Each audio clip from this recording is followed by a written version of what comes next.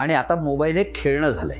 आता या मुलांना मोबाईल पासून कसं दूर ठेवायचं किंवा हे आव्हान कसं टाळायचं? मोबाईलचा जो बाऊ केलेला आहे भौतिक प्रगतीमुळे, म्हणजे एक उदाहरण आपण जर सहज लक्षात घेतलं तर जे पालक आज मोबाईल सारखा वापरतात आणि मुलं मोबाईल वापरतात म्हणून चिडचिड करतात, त्या पालकांना त्यांच्या काळात मोबाईल कधी मिळाला. अगदी आता मी बोलतोय तर माझ्या काळात मी 20व्या वर्षी लँडलाईनला भीत हात लावला.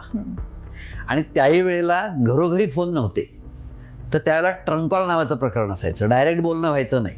म्हणजे टेलिफोन एक्सचेंजला मी फोन करायचा आणि समोरच्या व्यक्तीचा नंबर सांगायचा, नाव सांगायचं, आणि व्यक्तीशी बोलायचं असेल डायरेक्ट तर पीपी म्हणायचो, म्हणजे प्रॉपर पर्सन. आणि मग तो माणूस जेव्हा फोनवर असेल तेव्हा टेलिफोन एक्सचेंजवाले मला फोन जोडून द्यायचे आणि मग आमचं बोलणं व्हायचं. आणि 3 मिनिटाची मर्यादा असायची. म्हणजे मला एखादं काम असेल तर मी जेव्हा कंपनीत नोकरी करत होतो तर माझ्या ऑफिसला रिपोर्ट करताना 3 मिनिटात काय काय सांगायचं याचा विचार मला करून ठेवायला सांगायचा. आणि पलीकडनं पीपी म्हणून मी साहेबाचं नाव सांगितलं असेल की ते फोनवर आले की 3 मिनिटात ते सगळं संपवलं पाहिजे. मला टेन्शन असायचं, आपण सांगू शकू का. आता वेळेचं बंधन नाही आहे. आता डायरेक्ट फोन आहे, मोबाईल आहे. आणि आता मोबाईल हे खेळणं झालंय. पूर्वी मोबाईल ही अत्यावश्यक गरज होती. आता मोबाईल हे मुलांच्या हातातलं खेळणं झालंय आणि याला जबाबदार पालक आहेत.